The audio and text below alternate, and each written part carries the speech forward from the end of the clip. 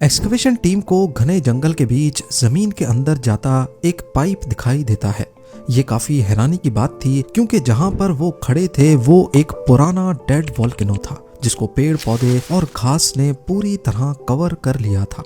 Pipe के अंदर देखने के लिए इसमें नाइट विजन कैमरा भेजने का फैसला किया गया। जब कैमरा अंदर गया तो करीब 30 मीटर नीचे जाने के बाद एक बहुत बड़े टनल का मंजर कैप्चर किया गया। ये 7 मार्च 2018 का दिन था और एक्सकवेशन टीम साउथ पोलैंड के शहर लुबान के करीब जमीन से 30 मीटर नीचे कुछ अनोखा देखने वाली। इस टनल के अंदर जब कैमरा घुमाया गया तो वहां पर हैरत अंगेज तौर पे उनको एक पटरी दिखाई दी। अभी वो इसी कश्मकश में थे कि यहाँ पटरी का क्या काम, तो दूर खड़ी एक माइन कार्ट ने उनकी तवज्जो अपनी तरफ कर ली। जब लोकल अथॉरिटीज को मालूम पड़ा तो वो वर्ल्ड वॉर 2 के जमाने में एक खो जाने वाले टनल का मैप लेकर आए। मालूम पड़ा कि ये टनल करीब 80 साल पहले वर्ल्ड वॉर 2 के दौर में बनाया गया था और पिछले कई सालों से लोकल अथॉरिटीज इसी टनल की तलाश कर रही थी। इस टनल की एंट्रेंस को भारी पत्थर रखकर बंद किया गया था, जिसके आगे सालों की मिट्टी और घास फूस ने इसकी एंट्रेंस के निशानात भी मिटा दिए। लेकिन अंदर से ये टनल हूबहू मैप पर दिखने वाले टनल से मैच कर रहा था। इसके अंदर पटरी और माइन कार्ट देखकर ऐसा मालूम होता है कि ये वर्ल्ड वॉर 2 के दौर में सामान स्टोर करने के काम आता था। टनल में मौजूद अक्सर लोहे के सामान को जंग लग चुका था। यहाँ से बेलचा, ड्रिल बिट्स और कुडाल जैसे टूल्स उसी हालत में मिले जैसे उनको 80 साल पहले नाज़ी मिलिट्री के सोल्जर्स ने रखा था। वर्ल्ड वॉर 2 के दौरान नाज़ी जर्मनी और जापान जैसी कंट्रीज से मुकाबला था अमेरिका और ब्रिटेन जैसे मुल्कों का। इस दौरान हिटलर की फौज ने हजारों की तादाद में अंडरग्राउंड बंकर्स बनाए थे। शुरुआत बेशक हिटलर ने की थी, लेकिन बाद में अलाइड फोर्सेस ने भी अंडरग्राउंड टनल्स और बंकर्स का इस्तेमाल करना शुरू किया। वर्ल्ड वॉर 2 के दौरान बंकर्स काफी स्ट्रेटेजिक इंपॉर्टेंस रखते थे और इनका मकसद डिफेंस और ऑफेंस दोनों के लिए था। यानी कहीं पे इनका काम दुश्मन के हमलों से बचना होता तो कहीं ये दुश्मन पर हमला करने के लिए काम आते थे। ये बंकर्स दुश्मन की एयर स्ट्राइक्स और आर्टिलरी शेल से हिफाजत करते और सोल्जर्स को एक सिक्योर बेस फराहम करते थे। डिफेंसिव बंकर्स को फ्रंट लाइन पर इस तरह डिजाइन किया जाता कि वो दुश्मन के हमलों को रोक सकें, जैसे जर्मनी की अटलांटिक वॉल, जो अलाइड फोर्सेस के हमलों के खिलाफ एक मजबूत रुकावट थी। साथ ही कुछ बंकर्स को प्लानिंग के लिए यूज किया गया, जहां से कमांडर्स अपने ऑपरेशंस को सीक्रेटली मैनेज करते। वर्ल्ड वॉर 2 में इतने ज्यादा अंडरग्राउंड बंकर्स और वार रूम्स कंस्ट्रक्ट किए गए थे कि आज भी इनकी गिनती करना पॉसिबल नहीं है, क्योंकि इनमें से हजारों की तादाद में आज भी जमीन के अंदर कहीं दफन है। कहा जाता है कि वर्ल्ड वॉर 2 में अलाइड पावर्स और एक्सिस पावर्स ने अंडरग्राउंड बंकर्स पे इतना खर्चा किया था कि पूरी दुनिया में लोहे और सीमेंट की शॉर्टेज हो गई थी। एक एस्टीमेट के मुताबिक इन तमाम बंकर्स को बनाने में लगभग आज के 500 बिलियन से 1 ट्रिलियन डॉलर्स का खर्चा आया। यूं समझ लें कि अमेरिका की अफगानिस्तान में चलने वाली 20 साला जंग में रोजाना 300 मिलियन डॉलर्स खर्चा आता था, तो वर्ल्ड वॉर 2 में बंकर्स बनाने में रोजाना 460 मिलियन डॉलर्स। ये तो वो खर्चा है जो सिर्फ कंस्ट्रक्शन में हुआ। वर्ल्ड वॉर 2 में मैन पावर, लॉजिस्टिक्स और एम्यूनेशन के खर्चे का अंदाजा लगाना भी मुश्किल है। आइए इतिहास की तल्ख यादों में जाकर चंद बंकर्स के बारे में जानते हैं। दी अटलांटिक वॉल एक बहुत बड़ा कोस्टल डिफेंस सिस्टम था जो नाज़ी जर्मनी ने वर्ल्ड वॉर 2 के दौरान बनाया। ये 2400 माइल्स या 3800 किलोमीटर तक यूरोप के कोस्ट लाइन पर फैला हुआ था, जिसका मकसद समंदर से अलाइड फोर्सेस के हमलों से बचना था। 1940 से 1944 के दरमियान बनाए गए इस सिस्टम में हजारों बंकर्स, एम्यूनेशन डिपो और किले शामिल थे। उस वक्त हिटलर का फ्रांस के कई इलाकों पर भी कब्जा था। अटलांटिक वॉल का एक हिस्सा नॉर्दर्न फ्रांस के इलाके नॉर्मंडी में भी फैला हुआ था, जहां लॉन्जेस सरमर नामी आर्टिलरी बैटरी इंस्टॉल की गई। ये बंकर्स हैवी बम्बार्डमेंट्स को फेस करने और हमलों के वक्त डिफेंसिव फायर देने के लिए डिजाइन किए गए थे। नॉर्वे की बात की जाए तो इसका निचला हिस्सा नॉर्थ अटलांटिक ओशन से आने वाली अलाइड फोर्सेस को रोकने के काम आ सकता था। तभी हिटलर ने यहाँ पर भी अटलांटिक वॉल के कुछ हिस्से गाड़े हुए थे। यहाँ पर क्रिस्टियन सैंड जैसे फोर्ट्रेसेस नेवल रूट्स को प्रोटेक्ट करते थे। इसके अलावा नेदरलैंड्स भी उस वक्त नाजी के कंट्रोल में था और यहाँ पर नॉर्थ अटलांटिक के कोस्ट पर हजारों सेफनियन नामी बंकर्स बनवाए गए थे। नाजी जर्मनी की इस पूरी अटलांटिक वॉल, जिसमें underground bunkers, depots, tunnels, artillery batteries और किले शामिल थे, को फ्रिट्ज टॉड नामी एक जर्मन इंजीनियर की कंपनी ने बनाया था। 2,60,000 वर्कर्स, जिनमें ज्यादातर कैदी थे, उनसे ये तमाम स्ट्रक्चर्स सिर्फ 2 से 4 सालों के दरमियान जबरदस्ती बनवाए गए। आज भी अटलांटिक वॉल के कुछ पार्ट्स हिस्टोरिकल मॉन्यूमेंट्स के तौर पे मौजूद हैं, जो वर्ल्ड वॉर 2 की इंजीनियरिंग और उस पर होने वाले खर्चे का एहसास दिलाते हैं।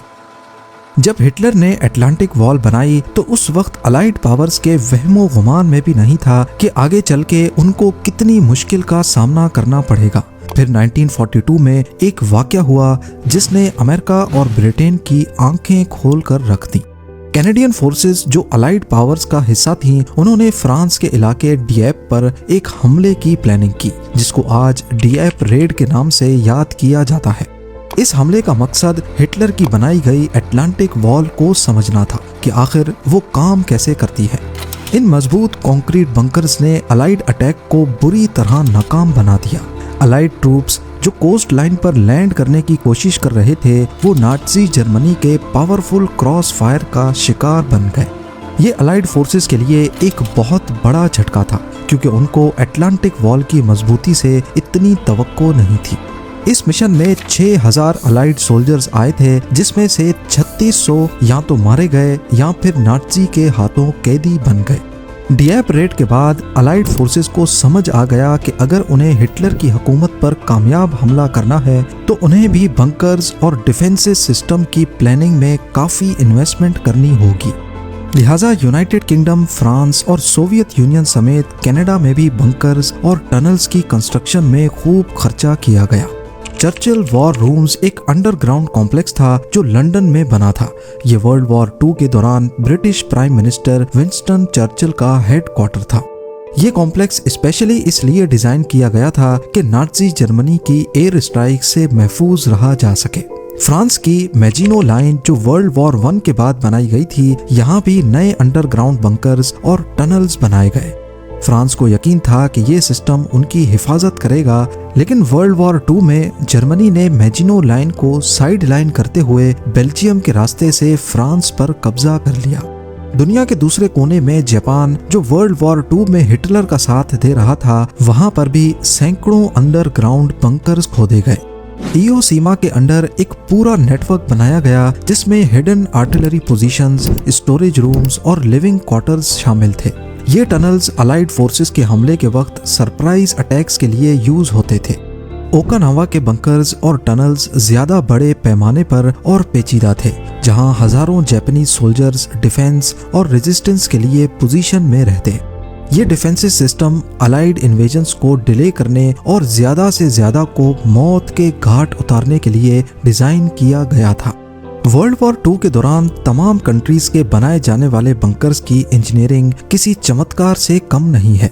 एक तो जंग का समा, ऊपर से हर चीज की शॉर्टेज, और इन सब चैलेंजेस के साथ साथ हर गुजरते लम्हे एयर स्ट्राइक का खतरा रहता। और तो और अंडरग्राउंड टनल्स की कंस्ट्रक्शन में वर्कर्स की दम घुटने से मौत भी हो जाती थी।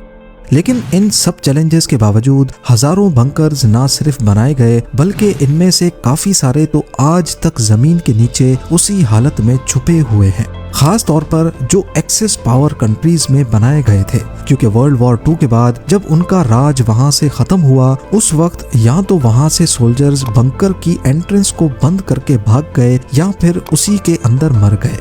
लिहाजा किसी को पता ही नहीं चला कि कौन सा बंकर किस लोकेशन पे बना था।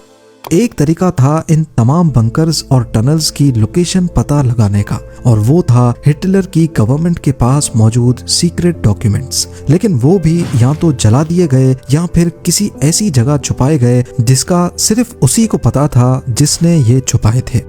और खास तौर पर इन बंकर्स को कैमोफ्लाज करके बनाया जाता, यानी नेचुरल टेरेन में इनको ऐसे बनाया जाता कि किसी को भी पता ना चले कि यहाँ मिलिट्री बंकर है।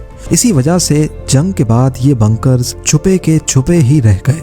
अंडरग्राउंड बंकर्स के लिए स्पेशल वेंटिलेशन सिस्टम्स बनाए गए जो ताज़ा हवा को बंकर के अंदर लेकर जाते और कार्बन डाइऑक्साइड को बाहर। नाज़ी लीडर एडोल्फ हिटलर ने अपने दौरे राज में कई बंकर्स का सहारा लिया। उनके ज़ेरे इस्तेमाल मशहूर ज़माना बंकर्स थे ईगल नेस्ट, जिसे कीलस्टाइन हाउस भी कहा जाता है। ये जर्मनी के ओबेरसेल्ज़बर्ग एरिया में 6000 फीट की ऊंचाई पर नाज़ी लीडरशिप की सीक्रेट मीटिंग्स और रिलैक्सेशन के लिए बनाया गया था। कंक्रीट और ग्रेनाइट को इस्तेमाल करते हुए इसमें बॉम्ब प्रूफ जैसी खसूसियात रखी गई थी। हिटलर का दूसरा मशहूर बंकर बर्लिन में मौजूद फ्यूरर बंकर के नाम से मशहूर है। 1944 में बनाया जाने वाला ये बंकर सिर्फ बंकर नहीं था बल्कि ये पूरा हेडक्वार्टर था। बंकर को इस तरह डिजाइन किया गया था कि वो अलाइड बॉम्बिंग्स और आर्टिलरी से महफूज रहे। यहाँ हिटलर ने अपने आखिरी दिन गुजारे और 30 अप्रैल 1945 को यहीं अपनी जिंदगी खत्म की। आज इस बंकर का कोई हिस्सा भी सरफेस पर नहीं दिखता, लेकिन ये जगह वर्ल्ड वॉर 2 की हिस्ट्री का एक डार्क चैप्टर रहा है। अब बात करते हैं हिटलर के एक ऐसे बंकर की जहां उन्होंने जंग के सबसे ज्यादा दिन गुजारे। ये वुल्फ्स लेयर नामी बंकर कम बल्कि कोई किला ज्यादा लगता है जो नॉर्थ जर्मनी में मौजूद जंगल के बीच में मौजूद है। इसके अंदर हिटलर का बेडरूम और उसके चारों तरफ ऑफिसेज मौजूद थे। इसकी कंक्रीट की छत करीब 7 मीटर मोटी बनाई गई थी। एक बजरी की मोटी लेयर पूरे किले नुमा बंकर को एयर स्ट्राइक्स और बॉम्बिंग से महफूज बनाती थी। एक मोटी स्टील की चादर का दरवाजा जो केमिकल अटैक से भी बचाता था। किसी इजिप्शियन टूम की तरह दिखने वाला ये बंकर इतना मजबूत था कि आज भी इसे तबाह करना मुमकिन नहीं है, और सिक्योरिटी इतनी कि इसमें एक भी खिड़की नहीं रखी गई। यहाँ एक खास वेंटिलेशन सिस्टम लगाया गया था जो ताज़ा हवा को पूरे बंकर के अंदर सर्कुलेट करता था। पर इतनी सिक्योरिटी के बावजूद भी इस बंकर को जंगल के लैंडस्केप में इनविजिबल किया गया था। इसकी छत पर मिट्टी डालकर इसके ऊपर वही पेड़ पौधे लगाए गए जो आसपास जंगल में मौजूद थे। इसकी वजह से यूपर से जब कोई जहाज गुजरता तो उसे जर्रा बराबर भी नहीं शक होता कि यहाँ नीचे हिटलर का हेडक्वार्टर मौजूद है। अलाइड पावर्स यानी यूएसए, यूके, कनाडा और बाकी फोर्सेस ने नाज़ी जर्मनी के स्ट्रॉन्ग डिफेंसिव बंकर्स और अटलांटिक वॉल को तोड़ने के लिए सालों की प्लानिंग की।